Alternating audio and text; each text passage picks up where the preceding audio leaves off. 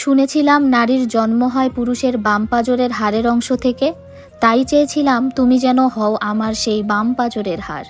পৃথিবী সৃষ্টির 50,000 বছর পূর্বে আল্লাহ তাআলা মানুষের ভাগ্য নির্ধারণ করে রেখেছেন। আমি চেয়েছিলাম তুমি যেন থাকো আমার সেই পূর্ব নির্ধারিত ভাগ্যে। মানুষ অতীত জানে আর বর্তমান বোঝে, কিন্তু সব মানুষের ভবিষ্যৎ অজানা। আমি তোমাকে চেয়েছিলাম আমার সেই অজানা ভবিষ্যতে। আপন মানুষ নাকি মানুষের হাতের রেখায় থাকে?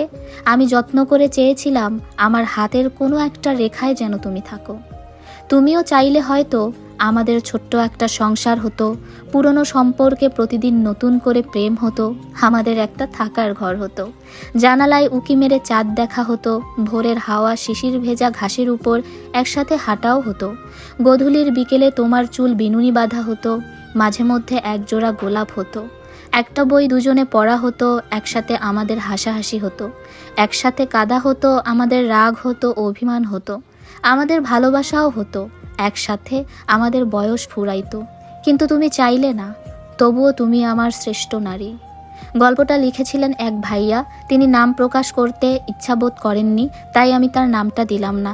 কেমন লাগলো অবশ্যই সবাই কমেন্ট করে জানাবেন। আপনারা যদি আপনাদের গল্প পাঠাতে চান অবশ্যই আমাকে কমেন্ট বক্সে কমেন্ট করবেন, নয়তো আমাকে ইনবক্সে টেক্সট করবেন। ধন্যবাদ।